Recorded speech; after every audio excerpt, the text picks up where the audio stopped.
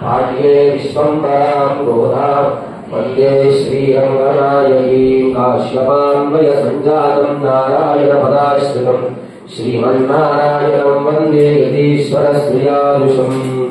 जय श्रीराम।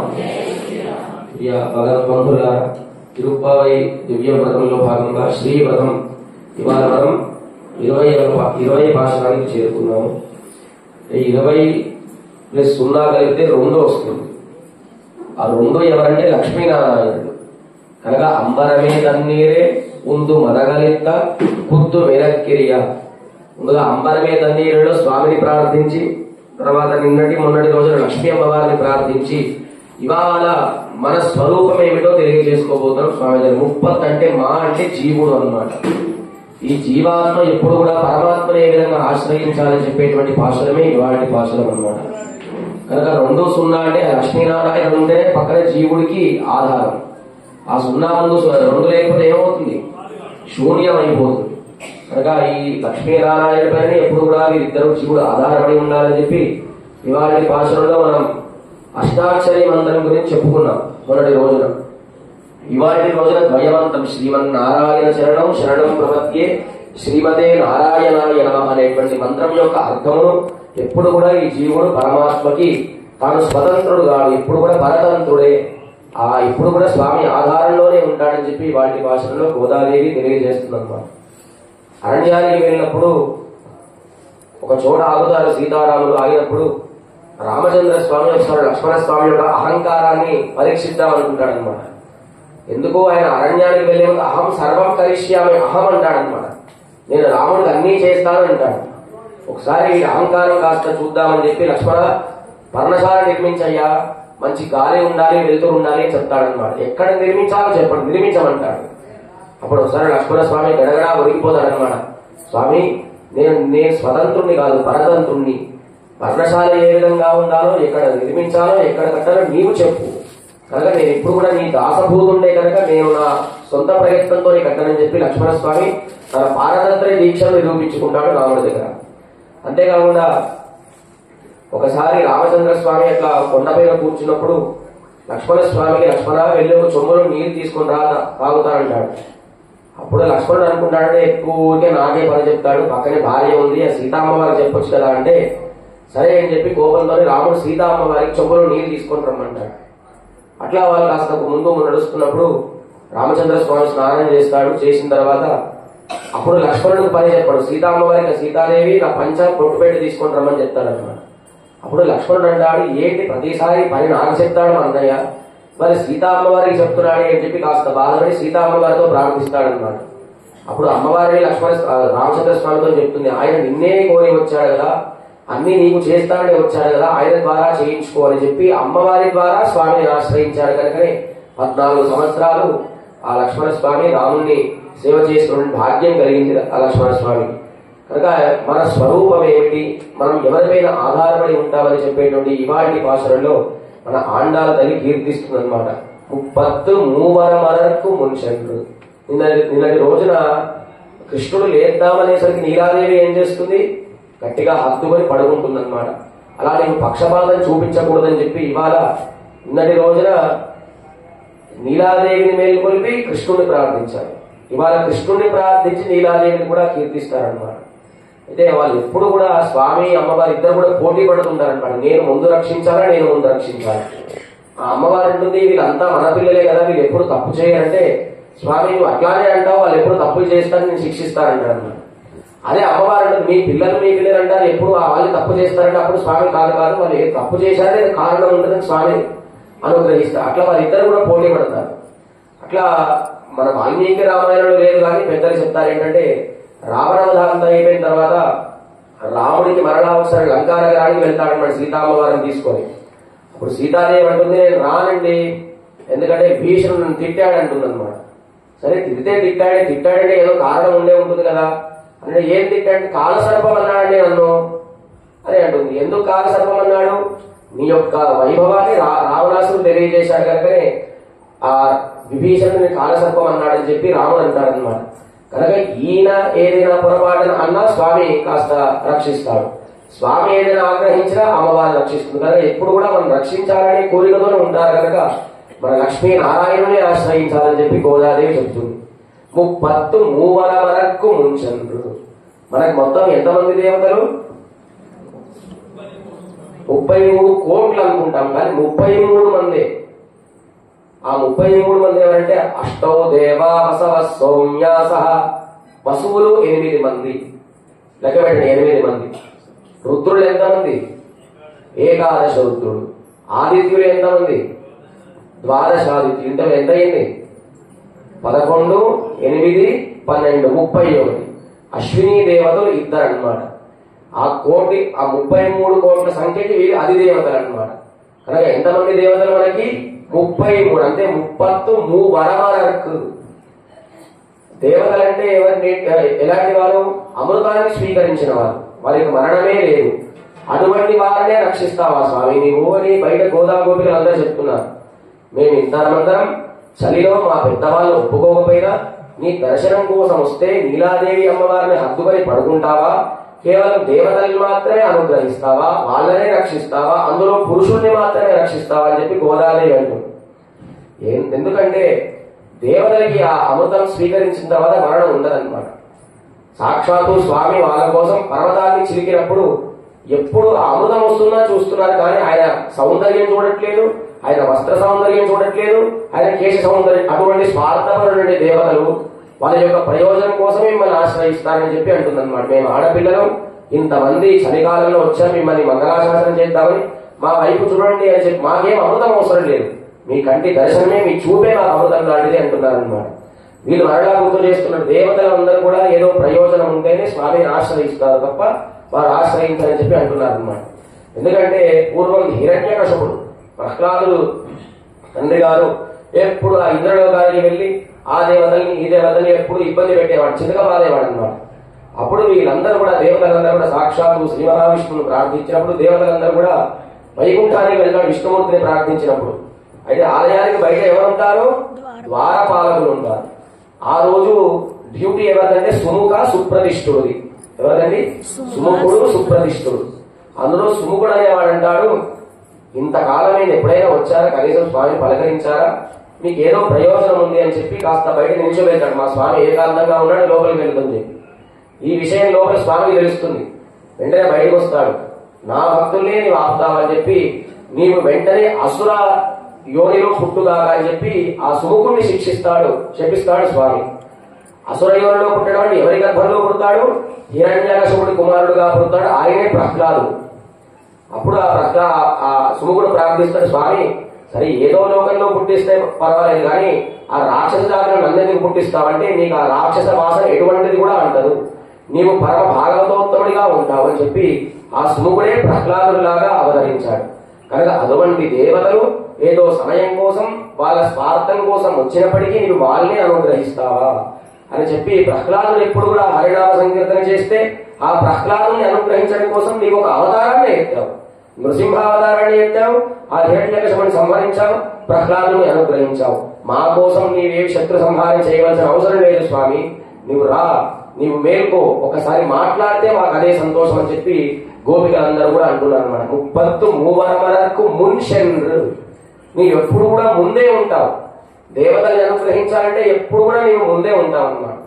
ఎట్లాగా అంటే తల్లి లేనివాడు తండ్రి లేనివాడు తాలే తండ్రి తల్లిని ఎంచుకొని రాముడిగా అవతరించాడు. దశరథ చక్రవర్తి పుత్రకామేష్టి యజ్ఞం చేస్తే పైన దేవతలందరూ కూడా ఆకాశంలో నిల్చొని ఏదో మీటింగ్ పెట్టారంట వాళ్ళందరూ కూడా. ఒక ఆయన ఏమో ఈపు చూపిస్తున్నాడు, చూసావా నా ఈపు విమానం మోతం మోగిందని చెప్పి. ఇంకొక ఆయన ఏమో చేతులు చూపిస్తున్నారు అనమాట. దేనికంటే ఆ రావణాసురుడు ఎంత ఘోరంగా ఉంటాడో వాళ్ళ పైన చెప్పుకుంటున్నారు. ముందుగా అగ్నిదేవుడు అంటున్నాడు అనమాట, నేను ఎప్పుడు కూడా వంటశాలలోనే ఉంటాను, కనీసం బయటికి ఒకసారి వద్దామన్నా కూడా నన్ను కొడతాను, కనీసం పాలు పొంగి బయటపడ్డా కూడా నన్ను దండిస్తారని చెప్పి ఆయన ఈపును చూపిస్తున్నారు అనమాట. తర్వాత యముడు వచ్చాడు, చూసారా యముడు నా ఒంటి నిండా దెబ్బలే ఉన్నాయి, నన్ను గేట్ కీపర్ లాగా పెట్టాడు రావణాసురుడు, నన్ను లోపలికి అడుగు పెడితే నన్ను గజగజ కొట్టేవాడని యముడు అంటున్నాడు. కానీ వాయుదేవుడు అంటే బాగా ఇష్టం అంట రావణాసురుడు. ఎందుకంటే బాగా భార్యను మద్యపానం స్వీకరించేవారు కాబట్టి ఆ మద్యపానం వాసన వాయువు గట్టిగా వీచి రావణాసురుడు ముక్కులో పెట్టేవాడు అనమాట. అక్కడ పుష్పాలు ఉంటే పుష్పాల యొక్క వాసనే రావణాసుడు యొక్క ముక్కులో చేర్చేవాడు అనమాట. ఆ విధముగా వాళ్ళందరూ కూడా అలా బాధపడుతుంటే సాక్షాత్తు విష్ణుమూర్తి గరుడ వాహనాన్ని ఎక్కి వచ్చాడనమాట. ఎందుకు ఇంత బాధపడుతున్నారు, ఒకసారి నన్ను ప్రార్థిస్తే బాగుండదు అని చెప్పి, స్వామి రావణాసురుని సంహారం జరగాలంటే మీ ఒక అవతారం ఎత్తాలని చెప్పి ఆయన తల్లి లేనివాడు తండ్రి లేనివాడు దశరథ చక్రవర్తి కౌసల్య గర్భంలో తాను అవతరించి తండ్రి మాట కోసమే మనందరినీ అనుగ్రహించడానికి అరణ్య ప్రాంతంలో వెళ్ళిన తర్వాత మధ్యలో భరతుడు వస్తాడు. వచ్చి పాదుకలు తీసుకెళ్తాడు. ఆ పాదుకలు ఇచ్చేసి ముళ్ళు గుచ్చుకుంటాయి, రాళ్లు గుచ్చుకుంటాయి, మధ్యలో సీతాపహరణం జరుగుతుంది. ఇంత చేశారు స్వామి సీతామ్మ వారి కోసం, దేవతని అనుగ్రహించడం కోసం. మా కోసం నీవేమి అవతారం ఎత్తాల్సిన అవసరం లేదు, మా కోసం నీవు రాళ్లపైన నడవలసిన అవసరం లేదు, మా కోసం నీవు శత్రు సంహారం చేయవలసిన అవసరం లేదు, ఒక్కసారి లేచి అట్లా చూడు అని చెప్పి కేవలం దేవతల్ని మాత్రమే అనుగ్రహిస్తావా స్వామి అని అంటున్నారన్నమాట. ఎప్పుడు కూడా ఇలా ముందుంటాడంట దేవతల యొక్క విషయంలో. ఎట్లాగంటే మహాభారత యుద్ధంలో ఒకసారి దుర్యోధనుడు దుశ్శాసనుడు వెళ్ళి భీష్మాచార్యుల దగ్గరికి వెళ్తారనమాట. ఎవరెవరు? దుర్యోధనుడు దుశ్శాసనుడు. వీరిద్దరు కూడా ఒకసారి భీష్మ పితామహుడి దగ్గరికి వెళ్ళినప్పుడు, మీకేదో మా దాంట్లో సైన్యాధ్యక్షుడు పదవి ఇచ్చాము, 2 రోజులు యుద్ధం జరిగింది, కనీసం నీవు ఎవరిని కూడా కొట్టలేదే, నీవు పాండవుల పక్షపాతం అని చెప్పి దుర్యోధనుడు దుశ్శాసనుడు భీష్మాచార్యుని అడుగుతారనమాట. అప్పుడు వెంటనే ఆయన కోపం వస్తుంది. చూడండి రేపేంటి నా తడాగా చూపిస్తానంటాడు. ఆయన ఎట్లా యుద్ధం చేస్తాడంటే కృష్ణుడు కూడా గడగడ వణికిపోతాడు అనమాట. ఆ భీష్మాచార్యుడు యుద్ధం చేస్తుంటే ఓ దుర్యోధనుడు వీళ్ళందరూ కూడా అనుకుంటారనమాట, నిజంగా మా తాతగారనే యుద్ధం చేసేది, ఎంత గొప్పగా యుద్ధం చేస్తున్నాడని చెప్పి ఆయన బాణాలు వదులుతుంటే కృష్ణుడు రథం అటు ఇటు ఇటు తిప్పేవాడు అనమాట. మనం కొట్టాల్సింది అర్జునుడిని కాదు, కృష్ణుడిని కొడదామని చెప్పి ఒకసారి భీష్మాచార్యుడు గట్టిగా బాణం వదిలితే కృష్ణుడి యొక్క కవచకుండాల కింద పడిపోయాడు. వెంటనే ఆయన కూడా కింద పడిపోయాడు. కనుక అర్జునుడిని కాపాడడానికి, ఇంద్ర కుమారుడిని కాపాడడానికి నీవు ముందున్నావు అని అంటున్నారు గోపికలందరూ కూడా. అంతేకాకుండా ఇంకొకరిని కూడా అర్జునుడి పైన ఒక ఆయన నరకాసుడి యొక్క కుమారుడు వైష్ణవాస్త్రాన్ని ప్రయోగిస్తాడు. ఎవరు? నరకాసుడి యొక్క కుమారుడు భగదత్తుడు. ఆయన యుద్ధంలో ఈ అర్జునుడి పైన వైష్ణవాస్త్రాన్ని ప్రయోగిస్తాడు. ఆ అస్త్రం ఎంత గొప్పదంటే మీరు యుద్ధం నుంచి ఎన్ని బాణాలు కొడుతున్నా అదేం ప్రయోగించడం లేదు, ఉపయోగపడట్లేదు. వెంటనే కృష్ణుడు ఏం చేశాడు, అర్జునుడికి అడ్డుగా నిల్చున్నాడు అనమాట. సాక్షాత్ విష్ణువే కనుక ఆ వైష్ణవాస్త్రం దానిలో లీనమైపోయింది. అప్పుడు కృష్ణుడు కాస్త కళ్ళు తెరిచి అంటాడు, ఏంటి బావా లోకంలో చూసావా, నాకు బాణం తగిలే లోపు నీవు నా ముందొచ్చావే, లోకమంతా ఏమనుకుంటారు, ఆయన ప్రాణభిక్ష పెడితే నీవు బతికామనుకుంటారు కానీ కృష్ణుడితో అర్జునుడు అంటాడు అనమాట.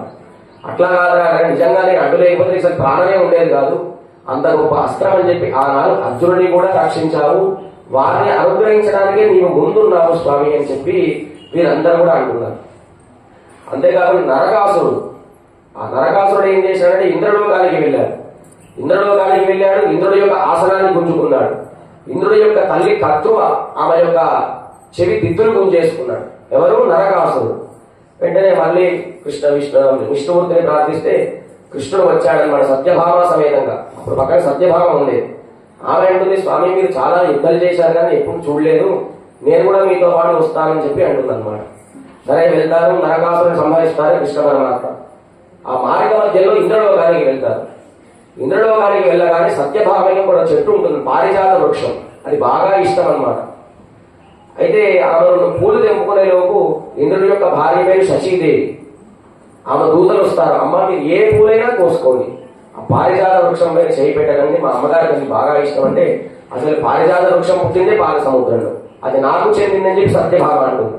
సరే మీ అమ్మగారు ఏం చేసుకుంటే చేసుకున్నా నాకు సంబంధం అని చెప్పి పారిజాత చెట్టును తీసుకుని వస్తాడు అన్నమాట. అప్పుడు శశీదేవి అంటుంది, చూసావా నీవు ఇంద్రలోకానికి అధిపతి, కృష్ణుడు కేవలం మానవుడు, ఆయన భూలోకానికి అధిపతి, నీవు ఉల్లోకానికి అధిపతి. అటువంటి వాడి భార్య వచ్చి నీ భార్యకి ఇష్టమైనటువంటి పారిజాత వృక్షాన్ని తీసుకొని వెళ్తే నీవేం చేస్తున్నావు ఆయన అంటే అహంకార గర్వం వచ్చింది. వెంటనే కృష్ణుడి పైన యుద్ధం చేశాడు. యుద్ధం చేసిన తర్వాత ఇంద్రుడు ఓడిపోతాడు అనమాట. తర్వాత తన భార్య శచీదేవి వస్తుంది. శచీదేవి వచ్చి సత్యభామతో యుద్ధం చేస్తుంది, ఆమె కూడా ఓడిపోతుంది. అప్పుడు వీరందరూ కూడా దేవతలకు బృహస్పతి దగ్గరికి వెళ్తారు. ఏం చేయాలంటే సాక్షాత్తు వారి లక్ష్మీనారాయణ ఆయన, వారితో యుద్ధం చేయొద్దు అంటారు. ఇంద్రుడికి ఇంద్రలోకం ఇచ్చింది ఎవరండి? సాక్షాత్తు శ్రీమన్నారాయణ. అటువంటి ఆయన పెరట్లో ఒక మొక్క కోసుకుంటే యుద్ధం చేశాడు. అటువంటి వాడి కోసం ఆయన బలిచక్రవర్తి అవతారంలో వామన స్వామిగా చిన్న పిల్లవాడిగా రూపం దాల్చి ఈ లోకాలన్నీ కొలిసి పాదములు ఎంత నొప్పికుంటాయే, అటువంటి వాళ్ళనే అనుగ్రహిస్తావా స్వామి అని చెప్పి గోదాదేవి మాకేం అటువంటి అవసరం లేదు, నీవు ఒకసారి చూసి అనుగ్రహిస్తే మాకు అదే చాలా ఇష్టం అని చెప్పి 33 మున్షండ్రు కప్పం తవిర్కుం కలిగే చూయడాయి. గొప్ప బలశాలి అంటున్నారు అనమాట. ఆర్జము కలిగినవాడ, పరాక్రమము కలిగినవాడ. స్వామికి అనేక కళ్యాణ గుణములు ఉంటాయి. జ్ఞానము, బలము, వీర్యము, శక్తి, తేజస్సు ఇట్లాంటి అనేక కళ్యాణ గుణములను. బలమే చాలా గొప్పది. బలం అంటే ఏమిటంటే మనలో అంతటా వ్యాపించి ఉండడమే బలం అనేటువంటి గొప్ప గుణం. అటువంటి ఓ బలదేవా అని కృష్ణ పరమాత్మను కీర్తిస్తున్నారు. చెత్తార్కు వెప్పుం కొడుక్కుం విమలా తూయడాయి. శత్రువులో కూడా బాగా భగజ్వరాన్ని చూపించే ఓ బలశాలి అంటున్నారు అనమాట. ఎవరికి శత్రువులు? ఆయన ఎప్పుడైతే బృందావనంలో గోకులంలో అవతరించాడో అందరికి కూడా శత్రువులే అనమాట. అయితే దేవకీ గర్భంలో కృష్ణుడు ఉంటే ఆమెకి నొప్పులు వచ్చేవన్నమాట. ఆమెకే నొప్పులు కాదు, కంసుడు కూడా నొప్పులు ఉంటాయన్నమాట. అటువంటి శత్రువులకు కూడా కడుపు నొప్పి తెప్పించి జ్వరాన్ని కలిగించిన కృష్ణ పరమాత్మని కీర్తిస్తున్నారు. ఈయనకి అనేక శత్రువుల్లో ఆ బృందావనంలో ఒకసారి కాళింది నదిలో ఒక సర్పం వచ్చింది. కాళీయ పరిమాణించి శ్రీ పరాంబుజాయ నమః. ఆ సర్పం ఏమిటంటే మొత్తం విషముతో నిండి ఉందన్నమాట. అది నీటినే కాదు, చుట్టూండే ప్రాంతం అంతా కూడా కలుషితం చేసింది. అది ఏ వరకు తాగినా అందరు చనిపోతున్నారు. పైన పక్షులు వెళ్తే పక్షులు కూడా కుప్పకూలిపోతున్నాయి. అది తెలిసింది కృష్ణ పరమాత్మకి. పక్కనే ఒక వృక్షం పైన నించున్నాడనమాట, కాదమ్మ వృక్షం పైన. ఆ చుట్టూ కాళీయ సర్పం ఎప్పుడైతే ఆ సముద్రంలో నదిలో దూరిందో అప్పుడు చుట్టూ ఉండే ప్రాంతం ఉందా కూడా కలుషితం, విషం అయిపోయింది. చెట్లకి విషం ఉంటే ఏమవుతుంది? మొత్తం చచ్చిపోతాయి. కానీ ఒక్క చెట్టు మాత్రం బాగా ఉంది అక్కడ, దానిపైన కృష్ణుడు నించున్నాడు. ఆ చెట్టు ఎందుకు బ్రతికి ఉందంటే గరుత్మంతుడు తన తల్లి దాస్యాన్ని పోగొట్టడానికి ఇంద్రుడితో యుద్ధం చేస్తారు. ఎవరు? గరుత్మంతుడు. అప్పుడు ఆయన అమృత కలశాన్ని పట్టుకొచ్చి చెట్టు పైన పెడతాడనమాట. ముందు ముందు రాబోయే భవిష్యత్తులో ఈ సర్పంతో స్వామి యుద్ధం చేస్తాడు, అప్పుడు చెట్టు క్షేమంగా ఉండుగాక అని చెప్పి గరుత్మంతుడు అమృత కలశాన్ని ఇప్పుడు కృష్ణుడు ఏదైతే చెట్టు పైన నించున్నాడో ఆ చెట్టు పైన పెట్టి వెళ్ళిపోతాడు. ఆ చెట్టు పైన నించున్నాడు కృష్ణ పరమాత్మ. ఒక్కసారి ఆ పాము లేచినప్పుడు పైనుంచి గట్టిగా దూకుతాడు ఆ కాళీయ సర్పం పైన. ఆ దూకినప్పుడు అది చాలా విషంలో ఉంది కాబట్టి అటు ఇటు ఇటు అటు కదులుతుంది. అప్పుడు ఒక్కొక్క తలకాయ పైన గట్టిగా పాదం పెట్టి గట్టిగా నాట్యం చేస్తాడన్నమాట. సాధారణంగా ఎవరైనా నాట్యం చేయాలని ఏముండాలి? పక్కన ఒక మ్యూజిక్ రావాలి. ఆయన కాళీయ సర్పం పైన నాట్యం చేస్తే పక్కన తుమ్మెదలను కూడా చంకారం చేశాడనమాట. ఆ కాళీయ నది బాగా అలలు కొట్టింది. అటు ఇటు తిరిగితే బాగా కెరటాలు లేచి పడ్డాయన్నమాట. ఆ కెరటాల శబ్దానికి కృష్ణుడు బాగా నాట్యం చేశాడు అని చెప్పి అంటుంది. అప్పుడు ఆ యమునా నది గంగా నదిని పిలిచిందనమాట. చూసావా, నీకంటే నేనే గొప్పదాన్ని, నీవెట్లా అవతరించావు? ఆ స్వామి యొక్క పాదాల నుంచి అవతరించావు. స్వామి యొక్క పాదాల నుంచి అవతరించి గంగగా మారావు. అటువంటి స్వామి నా నదిలో ఉండి సర్పం పైన నాట్యం చేస్తున్నావు, నీకంటే నేనే గొప్పదానని చెప్పి యమునా నది కీర్తిస్తుంది అనమాట. ఆ విధముగా వాటిపైన గట్టిగా పాదాలను పెట్టి గట్టిగా తొక్కాడనమాట. అది అందరికీ ఎట్లా కనిపించింది? ఆ కాళీయ పనికి మంచి మంచి మాణిక్యములు ఉంటాయి కదా, ఆ మాణిక్యాల యొక్క ప్రకాశం బయటి బాగా వెదజల్లి కృష్ణ పరమాత్మ ఇంకా ప్రకాశించాడు. ఆ సర్పం ఏం చేసింది? కృష్ణుణ్ణి గట్టిగా ఇట్లా తోకతో అదిమేసింది అనమాట. దాన్ని కూడా విరిచేసి తన పాదాలపైన గట్టిగా నాట్యం చేశాడు. సాధారణంగా నర్తకుడు నాట్యశాలను నాట్యం చేస్తే ఈ భూమి నాట్యం చేస్తుందండి. ఇది డాన్స్ ఫ్లోర్ అనుకుందాం. ఆయన దగ్గర నాట్యం చేశాడు. నర్తకుడు నాట్యం చేస్తాడా? కింద భూమి కూడా నాట్యం చేస్తుందా? వేదాంతేశ్వరులు అంటారనమాట, నర్తకుడు నాట్యం చేస్తే నర్తనశాల కూడా నాట్యం చేసింది. ఆ కృష్ణుడు నర్తకుడు, కాళీయ పరిమాలికుడు నర్తనశాల. ఆ విధంగా కాళీతో గట్టిగా తొక్కుతుంటే లోపల నుంచి రక్తం బయటికి వచ్చేసింది అనమాట. ఆ కృష్ణుడు యొక్క పాదాలు ఒక్కొక్క పాదం 10 తలపైన పెట్టాడనమాట. తర్వాత కాళీయ సర్పరాజుల యొక్క భార్యలు వచ్చి, స్వామి క్షమించండి, నా భర్త ఏదో తప్పు చేశాడు, నా భర్తని కాపాడాలంటే నీవే కాపాడాలి. ఈ పాపలకు శత్రువు ఎవరు? గరుత్మంతుడు. ఆ గరుత్మంతుడు మమ్మల్ని ఇబ్బంది పెడుతున్నాడు కనుక ఈ కాళీయ నదిలో మేము మునిగాం స్వామి. ఆ గరుత్మంతుడు ఏమి ఇబ్బంది పెట్టకుండా అంటే ఏదో గుర్తు చెప్పండి మీరు అని చెప్పి కృష్ణుడు పాదాలతో తొక్కుతాడనమాట. నా పాదాలు చూస్తే గరుత్మంతుడు నిన్ను వదిలేస్తాడు. ఏ పాదాలని ఆశ్రయించాలని చెప్పి లక్ష్మీదేవి తహతహలాడిపోతుందో అటువంటి పాదాలను కాళీయ మాణిక్యం పైన తొక్కి పట్టాడు స్వామి అని చెప్పి శత్రువుల్ని సంహరించిన వాడా, శత్రువు యొక్క గర్వాన్ని తొక్కించిన వాడా అని అంటున్నారు. యశోదాదేవి ఏదో పిండి వంటలు చేస్తుంటే కృష్ణ పరమాత్మ వెళ్ళి ఎంగిలి చేద్దాం అనుకున్నాడు అనమాట. నేను అలవాడే, ఎక్కడ వెన్న కనిపించినా ఏదో కనిపించినా మొత్తం వెంటనే ఎంగిలి చేద్దాం అనుకుంటాడు. అప్పుడు యశోదాదేవి గట్టిగా తిడుతుంది, ఇది ముట్టుకోవద్దునా, మనం హోమం ఒక పూజ చేయబోతున్నాము, ఆ దేవత సమర్పించిన తర్వాత మీరందరూ కూడా తినాలి. ఈయన అనుకుంటాడే, నేను మిమ్మల్ని అనుగ్రహించడానికి ఇంతకాలం వచ్చానే, నన్ను ఎవరో మీరు గుర్తించలేకపోతున్నారని బాధపడతాడనమాట. తర్వాత ఏ దేవత కోసం మేము పూజ చేస్తున్నా నన్ను అడగొద్దు, మీ నాన్నగారిని అడగండి అని చెప్పి యశోదాదేవి కృష్ణుని పంపిస్తుంది. అప్పుడు ఈయన నందగోపాల దగ్గరికి వెళ్తాడు. పూజ ఏంటి, దేనికోసం చేస్తున్నామంటే పూర్వం నుంచి మనకు ఆచారం వస్తుంది, ఈ బృందావనం ఉండే వాళ్ళందరూ కూడా ప్రసాదాలు అవన్నీ తీసుకుని వెళ్ళి ఇంద్రుడికి హోమం చేసిన తర్వాత అప్పుడు ఆయన వర్షాన్ని కురిపిస్తాడు. ఇంద్రుడిని నియమించిన వాడెవడు, ఈ స్వామి అని చెప్పి ఇవాటి నుంచి మీరు ఇంద్రుడికి సమర్పించవద్దు, గోవర్ధనగిరి పర్వతం ఉంది కదా ఆ పర్వతాన్ని సమర్పించండి అని చెప్పి కృష్ణుడు అంటాడు అనమాట. తర్వాత తీసుకెళ్తాడు.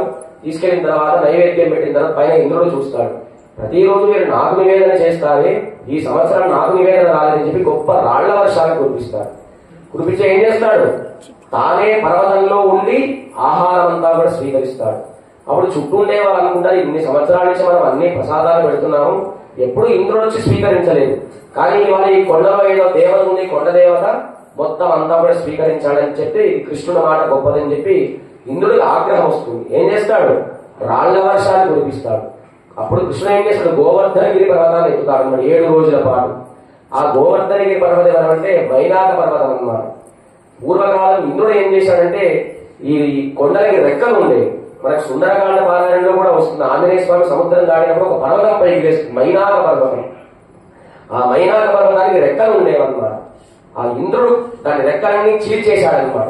అప్పుడు ఈ గోవర్ధన పర్వతం పైకి ఇంద్రుడు చెప్తుంది, చూసావా నా రెక్కలు విరిచేశావు కదా, నీకు ఆహారం లేకుండా నేను చేశానని చెప్పి గర్వంగా గోవర్ధనగిరి పర్వతం ఇంద్రుడు చెప్తుందన్నమాట. అట్లా ఎత్తాడు ఇక గోవర్ధన పర్వతాన్ని, ఎత్తి పట్టుకున్నాడు. ఆ విధముగా కృష్ణావతారంలో ఇద్దరు స్వామికి దాసోహం చేశారు దేవతల్లో. ఒకటి బ్రహ్మదేవుడు, ఇంకోటి ఇంద్రుడు. అట్లా కృష్ణుడి యొక్క మహాత్మ్యం తెలుసుకొని ఇంద్రుడు అక్కడి నుంచి వచ్చి స్వామికి వెంటనే సాష్టాంగ నమస్కారం చేసిన తర్వాత సరే అనుగ్రహిస్తాడు, నీకు అహంకారం బాగా అడ్డొచ్చిందయ్యా, అహంకారం ఉంది, అందుకే ఇట్లా రాళ్ల వర్షాన్ని కురిపించామని చెప్పి ఒకసారి గుర్తు చేస్తాడనమాట.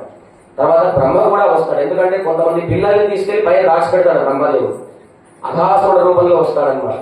ఇంద్రుడికి వెంటనే అనుగ్రహిస్తాడు కృష్ణుడు, కానీ బ్రహ్మని వెంటనే అనుగ్రహించాడు. కాసేపు మాట్లాడాడు ఆయనను, ఎందుకంటే నీవు నా పెద్ద కొడుకువి, నీవే తప్పు చేస్తే వేదములన్నీ కూడా నీ చేతిలో ఉంటాయి, అటువంటి వేద స్వరూపుడుగా ఉండి నీవే తప్పు చేస్తే అందరూ కూడా తప్పు చేస్తాడని చెప్పి కొంతసేపు బ్రహ్మతో మాట్లాడు.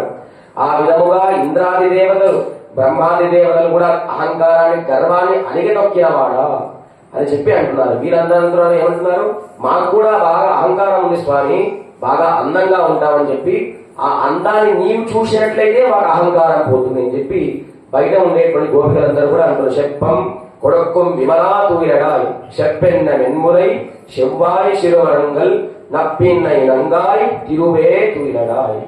వీళ్ళు అనుకుంటారు స్వామి లేవట్లేదంటే నిన్నటి రోజున మనం నీలాదేవిని బాగా అధిక్షేపించాం కదా, బాగా గట్టిగా మాట్లాడాం కదా, కనుక బహుశా భార్య పైన బాగా ప్రేమ ఉందేమో, అందుకనే కృష్ణుడు నీలాదేవిని మేలుకొలపట్లేదు అని చెప్పి అంటున్నారనమాట. అయితే కృష్ణుడికి రాధాదేవి అంటే బాగా ఇష్టం అన్నమాట. ఎవరు, రాధా. మనం ఆరాధించం కానీ ఉత్తర ప్రాంతంలో రాధాదేవిని కూడా ఆరాధిస్తారు. ఆ రాధాదేవి ఎంత ఇష్టం అంటే ఒకసారి కళ్ళెర చేస్తే కృష్ణుడు అట్లా ఆగిపోతాడనమాట. ఆమె కేశ పాశాల వెనకాల పట్టుకొని వెళ్ళిపోతాడనమాట. ఆ విధంగా రాధాదేవి ఏ విధంగా కృష్ణుడిని బంధించిందో నీలాదేవి తన కేశ సౌందర్యంతోని, నడుము సౌందర్యంతోని, జగన సౌందర్యంతోని కృష్ణుని బాగా గట్టిగా పట్టేసుకుంది అని చెప్పి ఇప్పటి వరకు కృష్ణుడిని ప్రార్థించారు. ఇప్పుడు నీలాదేవిని ప్రార్థిస్తుంటే ఆమంటుంది నాకేం కోపం లేదు, సాధారణంగా స్వామి సుఖంగా సంతోషంగా ఆనందంగా ఉన్నప్పుడు ఏదైనా విషయం చెప్తే బాగుంటుంది. భరతుడు వస్తాడు రాముడిని తీసుకెళ్ళడానికి, రాముడు వెళ్తాడా, వెళ్ళడు. చెప్పవలసిన సమయంలో చెప్తేనే ఆయన వింటాడు. కనుక మీరేమీ బాధపడకండి, నేను కృష్ణ పరమాత్మకు మీ యొక్క బాధనంతా కూడా తెలియజేస్తానని చెప్పి అంటుందన్నమాట. అయితే ఇక్కడ వీళ్ళు ఏమంటున్నారు, ఆ నీలాదేవి యొక్క సౌందర్యాన్ని వర్ణిస్తున్నారు అనమాట. జగన సౌందర్యాన్ని, ఈ పెదాల సౌందర్యముని, ముఖ సౌందర్యముని అట్లా వర్ణించవచ్చా? అట్లా వర్ణించవచ్చా? వర్ణించకూడదు. రామచంద్ర స్వామి కూడా సీతావియోగం అయిన తర్వాత, సీతాదేవి అరణ్య ప్రాంతంలో ఉన్న తర్వాత ఆయన ఒకసారి లక్ష్మణ స్వామితో బాగా సీతాదేవి గుర్తొస్తే సీతామ్మవారి యొక్క అధర స్పర్శ తాకాలని ఉంది అంటాడు అనమాట. లక్ష్మణ స్వామితో తన భార్య అధర స్పర్శ తాకాలి అని అంటాడు. అట్లా చెప్పొచ్చా తమ్ముడితోని? అది భార్యాభర్తలు ఏకాంతంగా ఉండేటువంటి విషయం. కానీ ఇక్కడ వీళ్ళేమంటున్నారు, నీ జగర సౌందర్యం, నీ కేశ సౌందర్యం, నీ ముఖ సౌందర్యం చూడాలంటున్నారు. కానీ మనం కూడా చాలా పెద్ద తప్పు చేస్తాం. మన అబ్బాయి పెళ్లి చేసినప్పుడు ఏం చేస్తాం, అందరిలో వాళ్ళు ముద్దు పెట్టుకుంటారు. అది మనమే ప్రోత్సహిస్తాం, అది చాలా విరుద్ధం. కనుక ఈ సౌందర్యాన్ని వర్ణిస్తున్నారు. రాముడే తప్పు ఉన్నాడన్నమాట. వాల్మీకి తన తమ్ముడి దగ్గర సీతాదేవిగా అధరామృతాన్ని స్వీకరిద్దామని అది కూడా తప్పే అన్నమాట. కనుక శాస్త్రం ఏం చెప్పిందంటే, వయసుగా వచ్చిన ఆడపిల్ల దగ్గర తండ్రి కూడా కూర్చోకూడదు, తన సొంత తమ్ముడు కూడా కూర్చోకూడదు, తన సొంత బంధువులు కూడా ముట్టుకోకూడదు. శాస్త్ర విరుద్ధం. అని వీళ్ళేమంటున్నారు, ఆమె కేశ సౌందర్యాన్ని వర్ణిస్తున్నారు. కనుక ఈ పురుషుడు ఎప్పుడు కూడా స్త్రీ యొక్క సౌందర్యానికే ముగ్ధుడైపోతాడు. రావణాసుడు చూడండి, సీతామ్మవారి యొక్క సౌందర్యానికి నీకు అదిస్తాను ఇదిస్తాను అది ఎంత దిగజారిపోయాడు. ఆ విధంగా కృష్ణుడు కూడా తన సౌందర్యాన్ని చూసి తను ఏది చేయాలనుకున్నాడో మర్చిపోయి పడుకున్నాడు. ఇక్కడ సౌందర్యం అంటే బాహ్యమైన సౌందర్యం కాదు, జ్ఞానము, భక్తి, వైరాగ్యం అనేటువంటి 3 సౌందర్యానికి ఆయన మత్తెక్కి నీలాదేవి యొక్క వక్షస్థలం పైన పడుకున్నాడు అని అంటున్నారు అనమాట. ఈ గోపికలందరూ కూడా ఎవరు అంటే శ్రీరామావతారంలో ఉండే ఋషులందరే గోపికలు అనమాట. అంటే మనకు అందరికీ తెలుసు, రాముడు ఒకసారి సీతామ్మవారిని చివరిలో పంపించేసాడు అరణ్యాన్ని. అప్పుడు రాముడు సీతామ్మవారి యొక్క బాధ తట్టుకోలేక అశ్వమేధ యాగం చేశాడనమాట. ఏం యాగం? యాగం చేసినప్పుడు పక్కన భార్య ఉండాలి. అప్పుడు రాముడు ఏం చేస్తాడంటే ఒక బంగారు వర్ణంలో సీతామ్మవారి విగ్రహాన్ని పక్కన పెట్టుకుంటాడు. పెట్టుకొని దానికి వశిష్ఠ మహాముని ప్రాణప్రతిష్ఠ చేస్తాడనమాట. అట్లా 1000 సార్లు యాగం చేస్తాడు.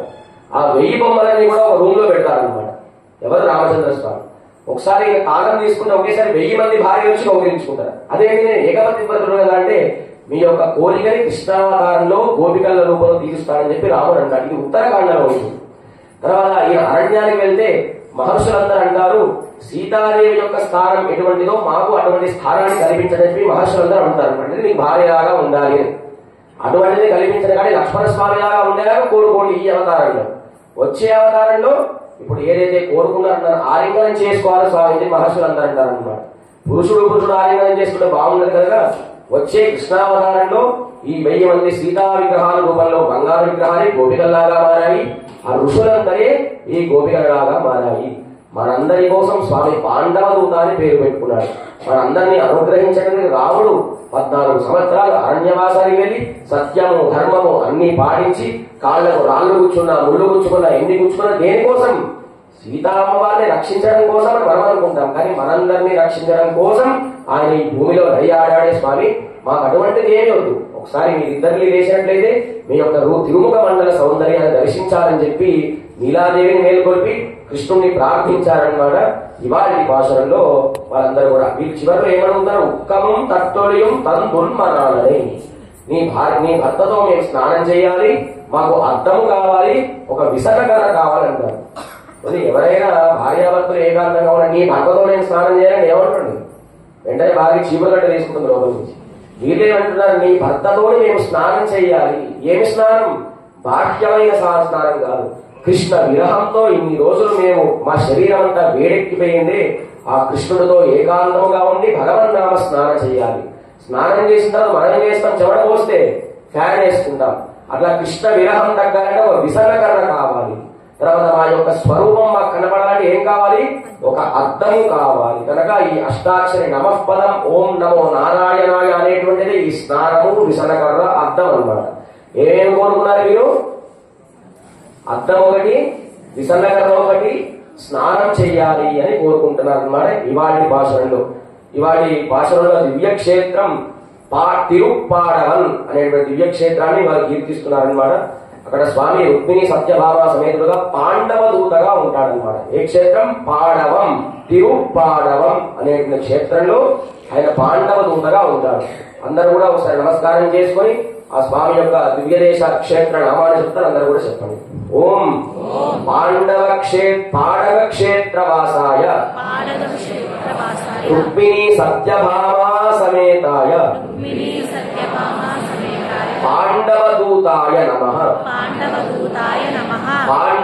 పాడవ క్షేత్రవాసాయ రుక్మిణీ సత్యభామా సమేతాయ పాండవదూతాయ నమః. మీరందరూ కూడా ఆలయానికి వచ్చిన స్వామిని ఏం కోరుకోవాలి? ఒక విసనకర్ర, ఒక అద్దము, స్నానం చేయాలని కోరుకోవాలన్నమాట. కనుక నీవు దేవతల్ని అనుకున్నా. మొత్తం ఎంతమంది దేవతలు? 33 కోట్ల దేవతలు అనుకుంటా కానీ 33 మంది. మరి రాముడు ఎవరండి?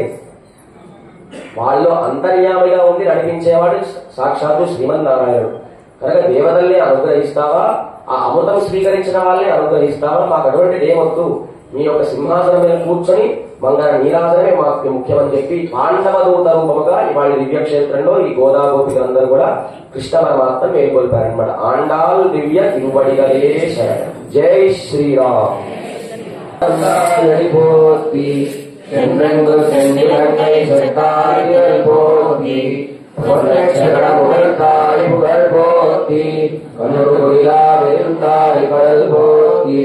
குன்று உடையாய் வெளுத்தாய் குணம் போத்தி என்று வகை கெடுக்கும் நெங்கேல் வேல் போத்தி என்றென்றும் சேவகமே பயகுள்வார் இந்தியா வந்தோ விலங்கேனோ வதம்பாவாய் லக்ஷ்மீ சரணலாட்சார்த்த சாட்சி ஸ்ரீவத்சவக்ஷசே க்ஷேமங்கராய சர்வேஷாம் ஸ்ரீரங்கேஷாய மங்களம் ஸ்ரீயர்காண்டாய கல்யாணநிதயே ஹரே அர்ப்பிதாம் श्रीवेङ्कटनिवासाय श्रीनिवासाय मङ्गलम् अस्तु श्रीस्तरस्तूरीवासनावासिनोदशे श्रीहस्तगिरिनाथाय देवराजाय मङ्गलम् कमलाकुशनस्तूरीकर्तमाङ्कुराक्षसे राधामातृनिवासाय सम्पत्पुत्राय मङ्गलम् नीलाचलनिवासाय नित्याय परमात्मने सुभद्रा प्राणनाथाय श्रीजगन्नाथाय मङ्गलम् मङ्गलम् कौसलेन्द्राय महनीय गुणात्मने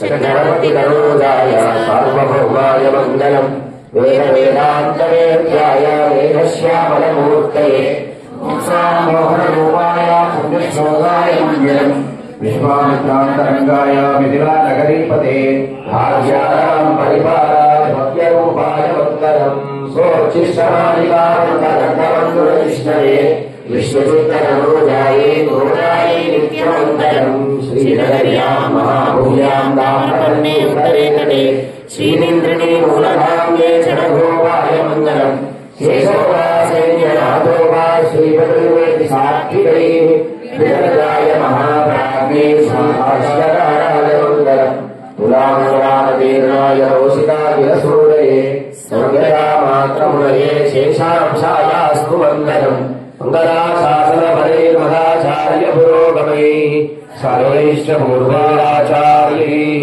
सत्कृतायास्तु मङ्गलम्। रुक्मिणी सत्यभामा समेता पाण्डवदूता श्रीकृष्ण गोविन्द गोविन्द।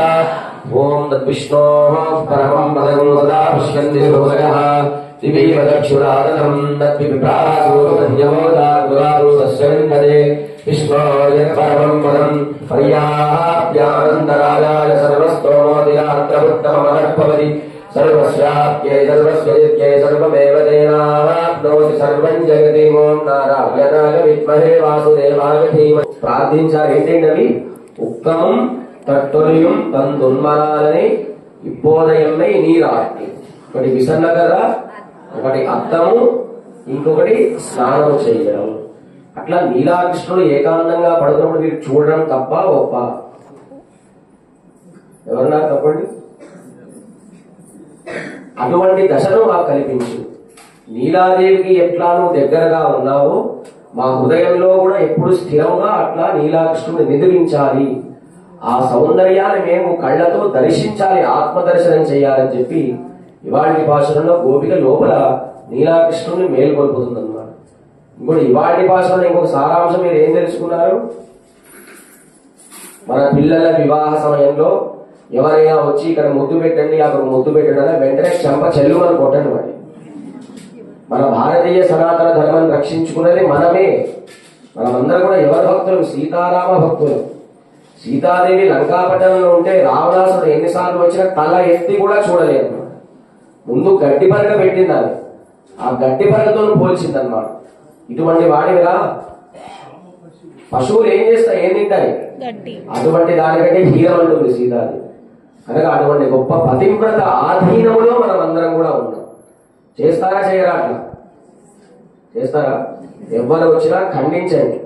కనుక ఇవాళ భాషలలో వాళ్ళు ఏ నిద్రా సౌందర్యాన్ని కీర్తిస్తున్నారు? జ్ఞానము, భక్తి, వైరాగ్యం అనేటువంటి 3 కళ్యాణ గుణాలకు ఆయన మత్తెక్కి పడుకున్నాడు.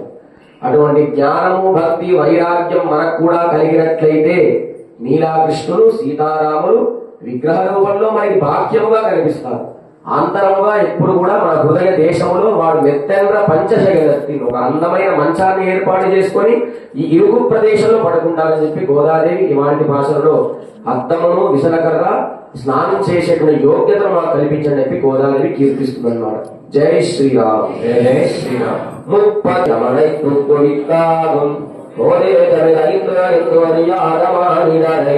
வையம் சுமப்புதம்